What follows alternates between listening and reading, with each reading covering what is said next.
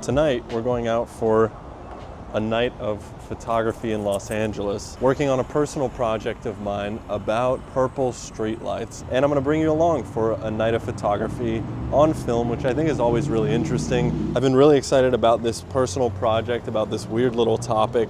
All right, so what's up with these purple streetlights? Well, first of all, I've always loved streetlights of any kind. I think in movies, they're really interesting as like a way that dates the movie to a specific era. Like when you watch movies from the 90s, all the lights are orange, they're sodium vapor lamps. There's certain kinds of street lights that turn green at night, the fluorescent kind. And modern street lights are these like white LEDs. So these are all like really interesting colors that signal specific time periods when it comes to a photo or a movie. With that being said, recently, there's been this kind of interesting phenomenon. I don't know if you could call it a phenomenon, but modern LED streetlights are failing in a way that turns them purple. So these originally start out as just like normal white LED lights, and a phosphorus coating inside of the LED that filters out the purple light actually fails, and so they start letting that purple light through. That being said, it also just looks visually beautiful in photos, and they're really rare and hard to find, and I actually just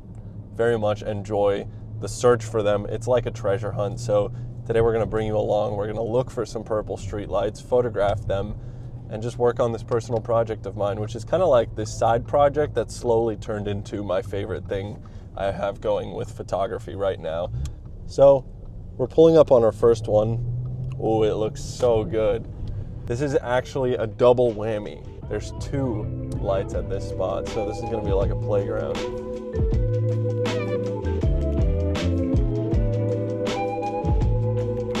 All right, we've arrived at our first spot here. It's a purple light, two purple lights actually, on a pedestrian bridge by the 2 freeway here in LA. It looks fantastic. I've been meaning to shoot it for a very long time. And tonight's the night, baby. We're gonna do it.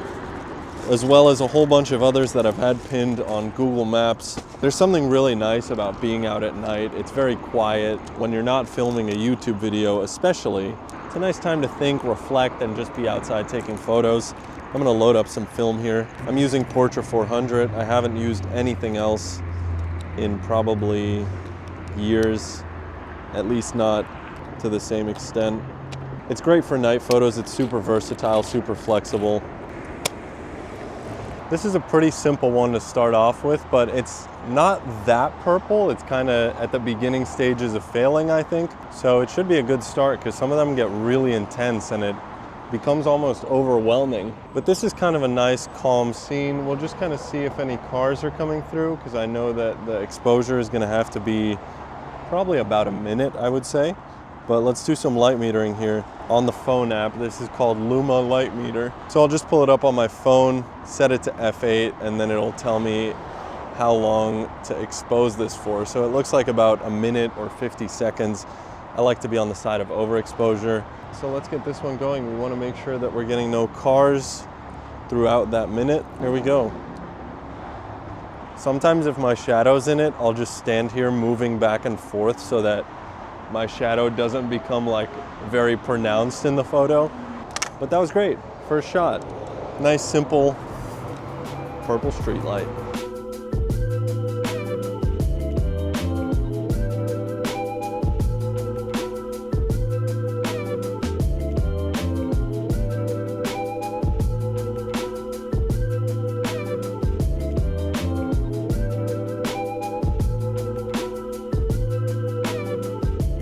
This is a really nice scene because there's an interesting blend of a sodium vapor lamp and one of the purple LED street lights going on, and they kind of create this really nice gradient together.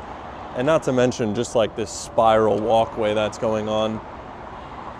It looks fantastic. Let's see if we can get a shot of this here. It's also nice to sometimes not directly get the actual light bulb in the image because it'll get really bright. Oh my God, a baby kitten. So I'm gonna meter this on Allison's phone. Who the hell is this? Kind of point it in all different directions, and it looks like a minute at f8 is the proper exposure. It's super simple. It usually works pretty good. I just err on the side of overexposure, and I've had great luck with that. So f8, bulb mode, and I just love this path of orange light that's blending into the purple. Now I'll just wait for a minute. Sometimes I set a timer, sometimes I don't.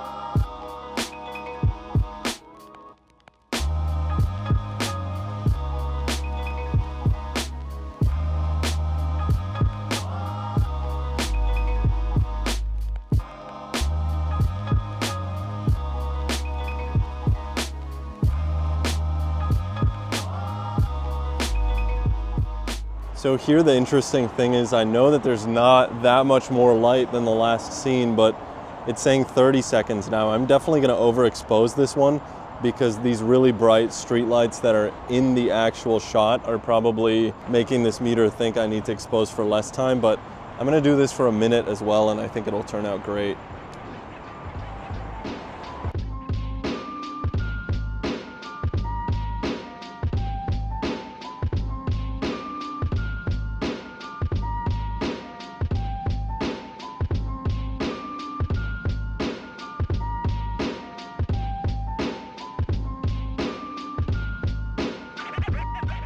I like sometimes getting a shot where the light bulb is kind of more distant because otherwise it can become very overpowering very quickly. And I like this spiral staircase. It's just a nice leading line, so this shot looks really nice. We're also on top of a freeway, so I don't know if you can hear me, but I'm gonna take this photo.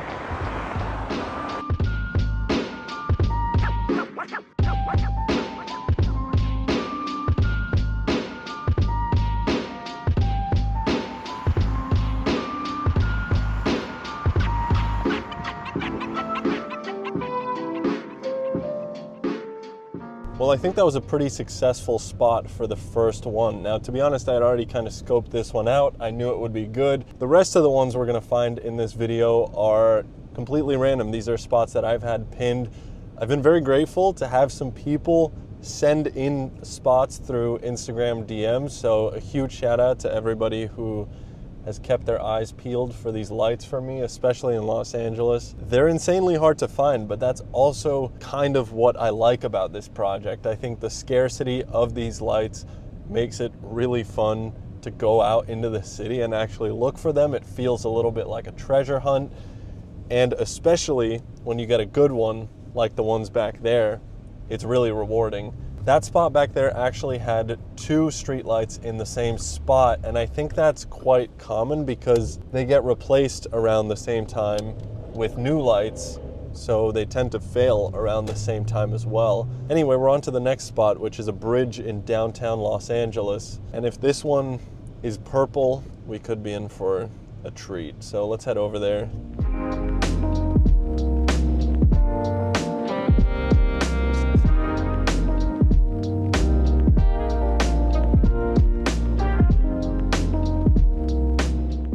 Is that the purple one? It's very faintly purple. That is a very faint purple. Oh yeah, that one's more purple. The problem is this is a very busy bridge and we're not gonna get like a moment of no cars here, that's for sure. All right, well, we just rolled up on this one in downtown LA on the Spring Street Bridge. It is pretty purple, but I think it's gonna be difficult to shoot because there's too many cars going by. This one might have to be done at like 1 a.m. or something because I don't like light trails from the cars in this kind of photo especially. It would overpower the purple light so quickly. Somebody sent this one to me on Instagram, so a huge shout out if that was you.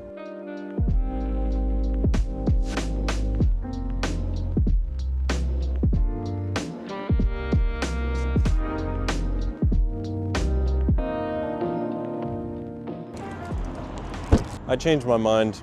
I decided I have to go shoot this. It's too good. We'll wait it out with the cars or just figure out a way to do it because That old lamp is so beautiful. Okay, so this one looks like it's gonna be f8 at 30 seconds, which is nice because it's not too long. I'm gonna need a nice window of no cars here. And I think we could just make that work for 30 seconds. Let's see what happens after this guy passes. Ready, here we go. There's also a movie screening right there next to us, but there's nobody watching. It's just a bunch of empty chairs. Saddest story ever told. 15, no, there comes a car. I'll do one with light trails as well. We'll just let these two cars pass, and then maybe one with light trails will be nice. All right, we'll see what that looks like.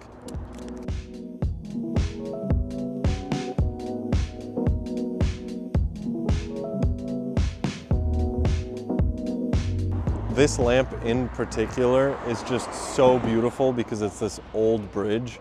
I wonder what year this bridge is from. It has to be like, what's your guess, like 30s? 1930? Let's give this a shot. Here we go. Can we get, oh, come on. Nope. This is gonna cost me a few frames to try and pull off. Yeah, it's too good not to try. It's busy again.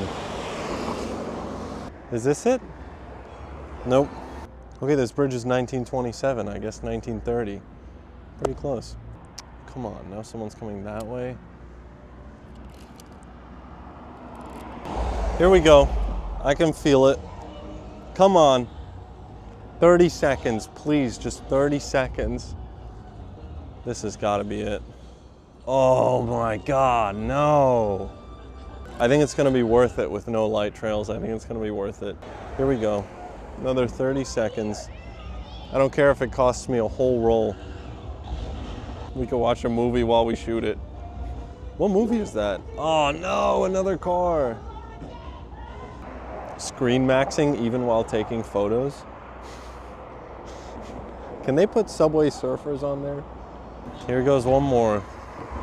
Ready? Please. Nope. Here we go. Here goes one more. I'm down a whole roll.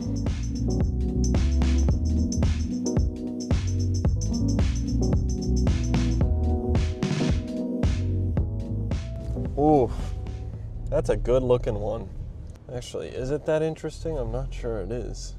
This is the hardest part about this, is like, you can find purple streetlights, but finding an interesting one, that's even harder. I'm right by a friend's house. I'm gonna call him and ask to steal his 65mm for the Mamiya 7. I am around the corner from your place shooting a purple streetlight. Could I borrow the 65? Okay, thank you so much. Yeah, it's the purple streetlight around the corner from you that you told me about. All right, thank you. I'll see you in a sec. Sometimes the magical thing about this night photography thing is you just don't know until you take the photo. Something about the ambient light could just work extremely well, or a color that looks kind of pretty faint to the eye might look really nice on a night photo once it collects for a longer time on that film. All right, let's see how long we can get.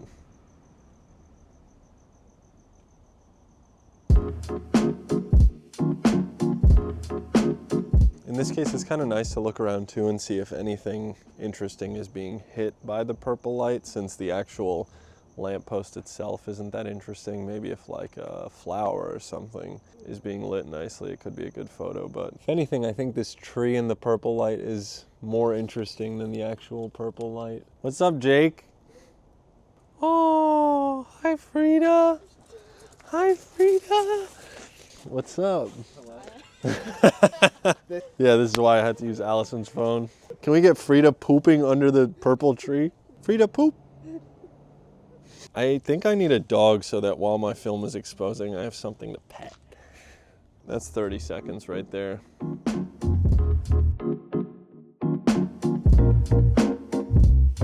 All right, guys, I just had the best vision for a photo ever. I just think this is a real masterpiece that I came up with. I just saw this and I knew I had to photograph it, AKA Jake told me I should shoot this. Could I use a 65 on this? Jacob Ogden has been kind enough to bring over his 65mm, and I think it's gonna be just right for this scene. He mentioned that this is for sale on Facebook right now, so if I damage it, I'm in extra trouble. Should I juggle the two lenses? I can do one-handed juggle. You want to see? I think the 65 is going to be perfect for this photo. We'll just see how long we can go for without a car coming through.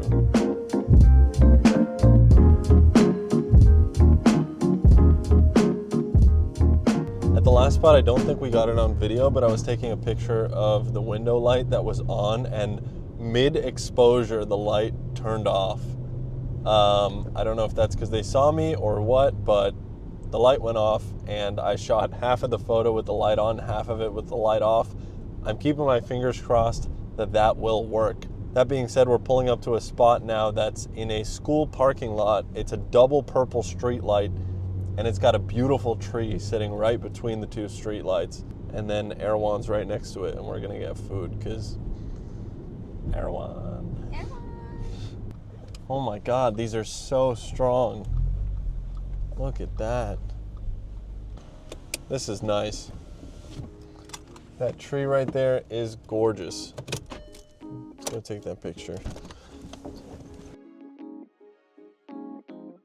I'm very excited to keep this project going, and I hope you guys enjoyed a little bit of insight into the process, how I do this, and just what a night of night photography looks like for me here in Los Angeles. A huge thank you if you made it this far. Thank you for watching, and finally thank you to the sponsor of this video, which is Squarespace. Squarespace is an incredible all-in-one website building platform that you can use to build your photography portfolio online. I've been using Squarespace for so many years now, and they've made it so incredibly easy to build a website for my photography. My personal website features a ton of different projects that I've shot over the years, both personal and commissioned projects, and I even use it as a platform to sell my photography books and prints. If that sounds interesting, you can hit the link in my description for a 14-day free trial of Squarespace, and when you're ready to launch, go to squarespace.com/Willem for 10% off your first purchase of a website or a domain. I'll see you guys next week with another video. Thank you for watching.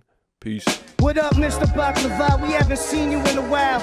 It's great to see that smile. Your hair looks wonderful. Let me push this chair up under you. The weather's beautiful.